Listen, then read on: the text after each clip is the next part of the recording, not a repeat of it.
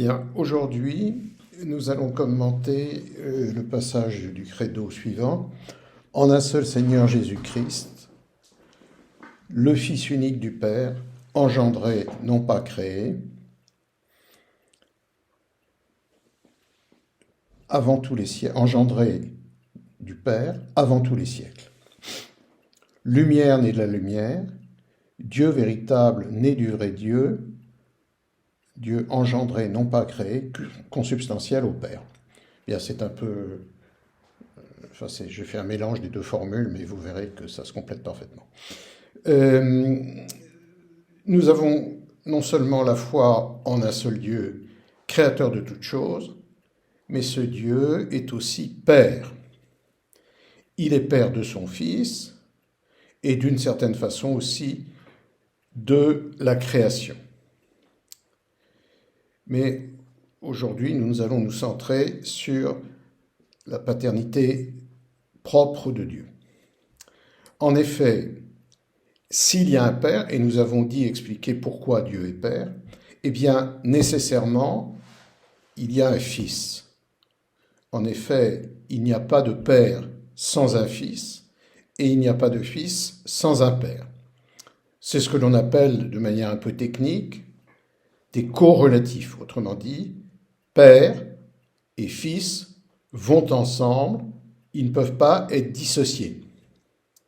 Le Père est Père parce qu'il engendre un Fils. Il a donc une relation d'origine du Père au Fils et une relation qui dépend de cette paternité, de cette origine et qui va du Fils au Père. C'est ce qu'on appelle la filiation. Il y a d'un côté la paternité, de l'autre la filiation. Mais cela va toujours ensemble. Il s'agit d'un Fils unique, précise le texte du Credo. Pourquoi un Fils unique ? Eh bien, tout simplement parce que Dieu ne fait pas les choses à moitié. Nous, quand nous nous reproduisons, quand les animaux se reproduisent, nous n'atteignons pas la perfection de notre espèce. Nous transmettons notre espèce, mais aucun individu de notre espèce ne transmet la perfection de son espèce totalement. Parce que l'espèce est limitée par son attachement à la matière. En Dieu, ce n'est pas la même chose. Dieu ne fait pas les choses à moitié, il n'est limité par rien.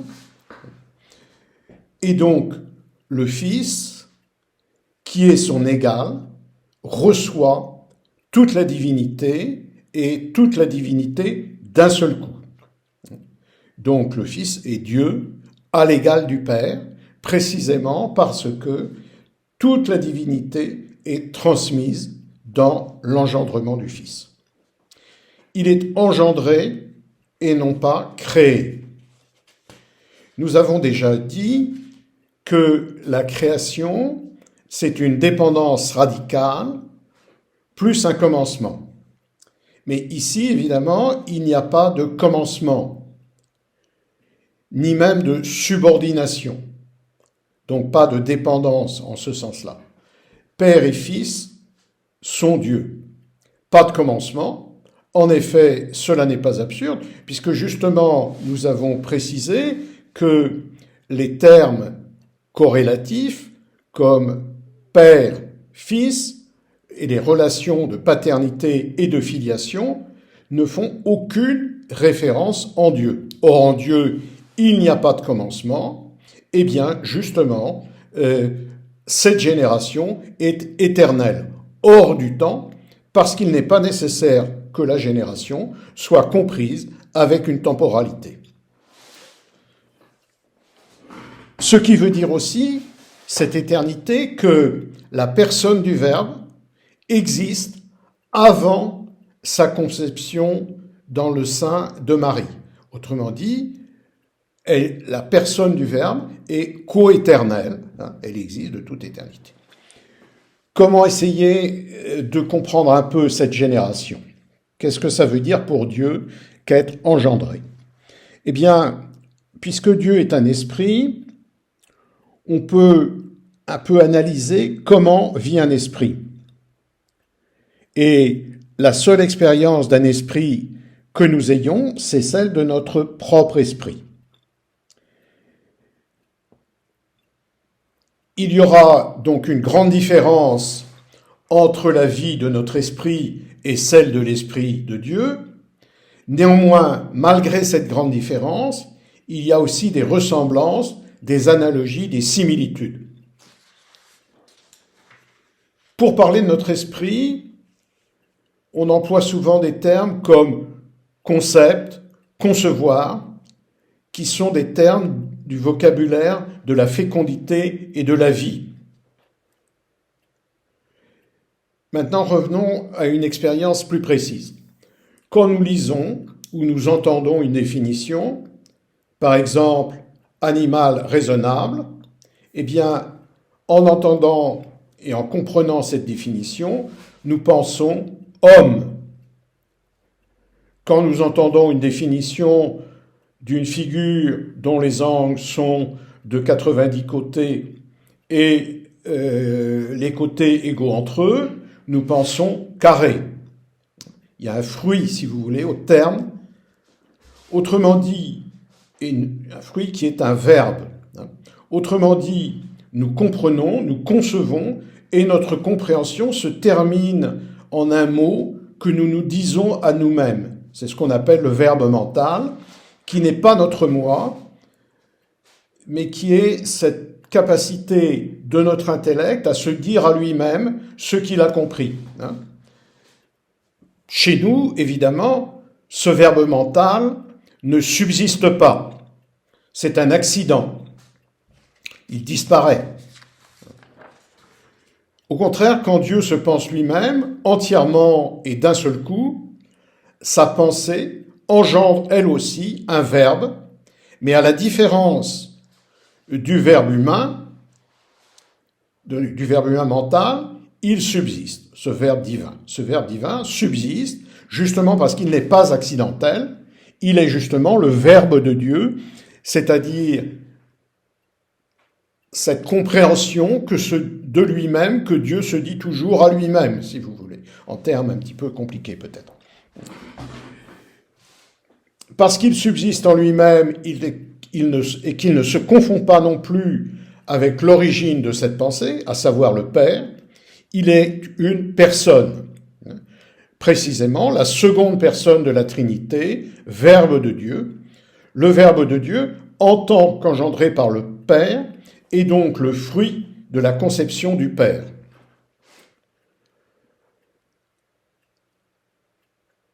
À cette première différence, à savoir que la personne divine n'est pas un accident alors que pour notre pensée le Verbe est un accident, s'en ajoute une seconde. Nous pensons à partir de l'extérieur, à partir de choses que nous voyons, que nous entendons. En Dieu, ce n'est pas le cas. Pour lui, il s'agit d'une opération tout intérieure, immanente, et pour cela, hors de tout conditionnement temporel. Donc, le Verbe de Dieu, c'est un Verbe éternel qui est la personne divine.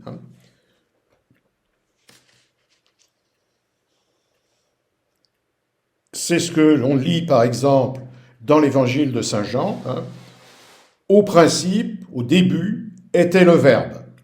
C'est-à-dire qu'il n'y a pas de connotation temporelle.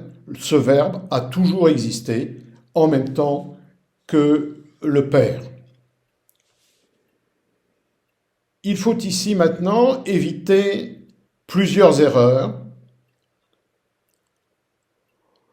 qui peuvent survenir en parlant du Fils de Dieu et des personnes divines en général. La première erreur, c'est l'hérésie de Photius. Selon Photius, le Christ serait le Fils de Dieu au sens où tous les hommes qui vivent de Dieu, qui pensent à Dieu, qui le prient, qui l'honorent, peuvent être appelés à juste titre, Fils de Dieu par adoption. Ainsi, le Christ serait dit Fils de Dieu par adoption parce qu'il a mené une vie sainte et complètement conforme à la volonté de Dieu. Photius disait ainsi que le Christ n'existait pas avant sa conception dans le sein de Marie et qu'il avait commencé d'être à ce moment-là, au moment de sa conception. Alors, Photius multiplie en quelque sorte les erreurs, il en fait deux en une. D'une part, le Christ ne serait pas fils de Dieu par nature, il le serait par adoption. Et deuxièmement, il aurait commencé à exister dans le temps, et entièrement dans le temps, il ne serait donc pas éternel. Mais cela s'oppose très nettement aux Écritures. Tout d'abord, le Christ, le Verbe, est non seulement le Fils de Dieu, mais il est son Fils unique. Tous les autres saints, dont on peut dire qu'ils sont d'une certaine manière fils de Dieu, ne le sont pas selon cette filiation éternelle et unique, ils le sont par adoption. C'est ce que dit justement l'Écriture. Le Fils unique qui est dans le sein du Père est celui qui nous en a donné la connaissance. Et l'Écriture poursuit, « Avant qu'Abraham fût, je suis », or Abraham a vécu bien avant la Vierge Marie, ce qui veut dire que le Fils unique de Dieu, c'est lui qui prononce cette phrase, avant qu'Abraham fût, je suis, eh bien le Verbe de Dieu est coéternel au Père et à Dieu. Il est né du Père avant tous les siècles. Seconde grave hérésie à propos du Verbe, c'est celle de Sabellius. Sabellius enseigne aussi que le Christ enseigne, et il a raison, que le Christ existe avant la Vierge Marie, mais selon lui, la personne du Fils n'était pas différente de celle du Père. En fait, pour Sabellius, c'était le Père lui-même qui s'était incarné, car le Père et le Fils ne sont en réalité que la même personne, nommée par des termes différents. Là aussi, l'Écriture repousse cette erreur. C'est ce qu'on trouve en Jean 8, 26, par exemple. « Celui qui m'a envoyé est véridique. » Or, il est évident que personne n'est envoyé par lui-même. Donc, le Verbe est envoyé par son Père, et ce sont donc deux personnes distinctes. On a ajouté, pour éviter cette erreur, dans la formule du credo, Dieu, Fils de Dieu, lumière née de la lumière.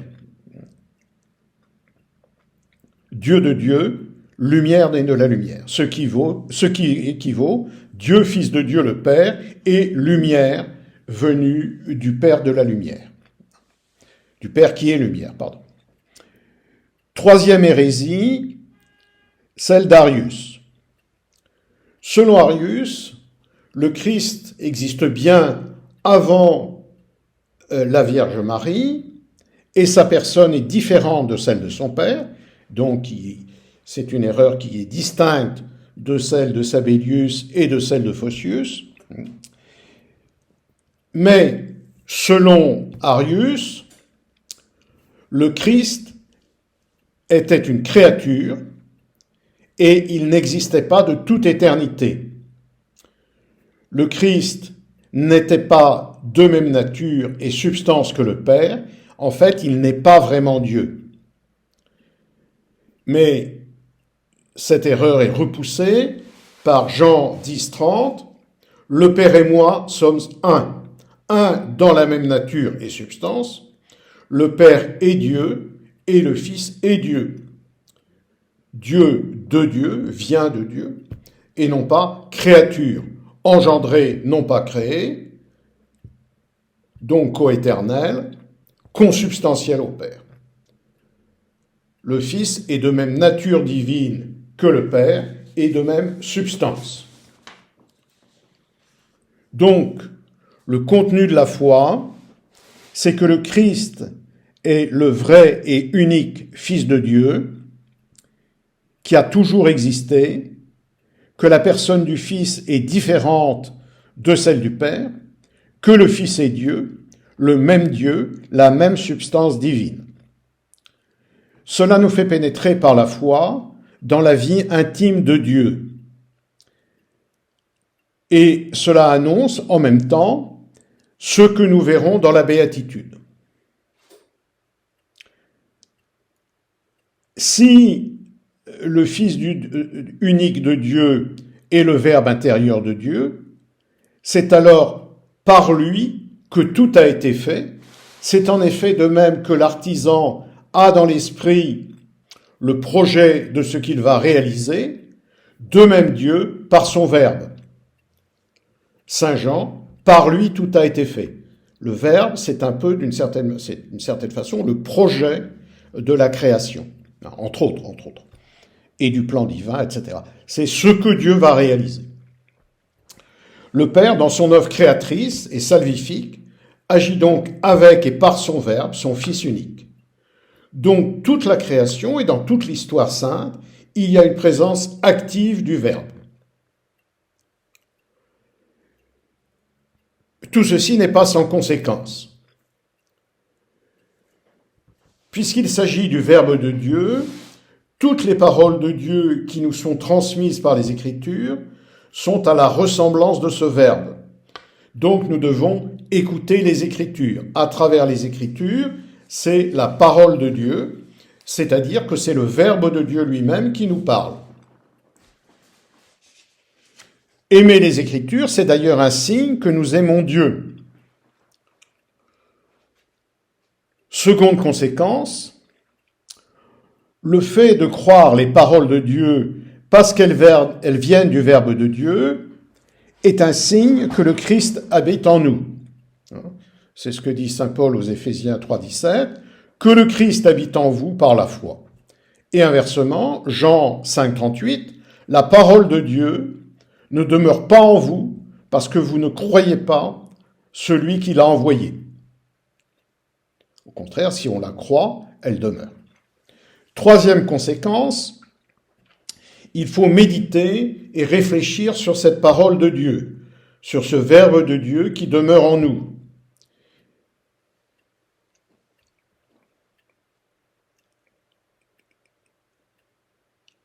Il ne faut d'ailleurs pas seulement croire, il faut aussi se nourrir de cette parole, la méditer pour qu'elle soit fructueuse, c'est-à-dire qu'elle pénètre toute notre vie. Cette méditation est en effet efficace contre le péché. Je garde tes paroles cachées dans mon cœur afin de ne pas pécher contre toi. Psaume 118, 119. Le psalmiste dit encore à propos du juste, « Sa volonté est attachée à la loi du Seigneur et la médite jour et nuit. » De là vient que la Vierge Marie, nous dit-on, dit l'Écriture, Luc 2, 19, 51, Marie conservait toutes ces paroles et les méditait en son cœur. Quatrième conséquence, il faut communiquer la parole de Dieu aux autres. Si notre cœur est plein de la parole de Dieu, il doit déborder vers les autres. Voici ce que dit encore Éphésiens 4, 29. « Qu'aucun mauvais propos ne sorte de votre bouche, qu'il n'en sorte que de bons, propres à nourrir la foi, afin qu'ils inspirent la piété à ceux qui les écoutent. » Éphésiens 4, 29.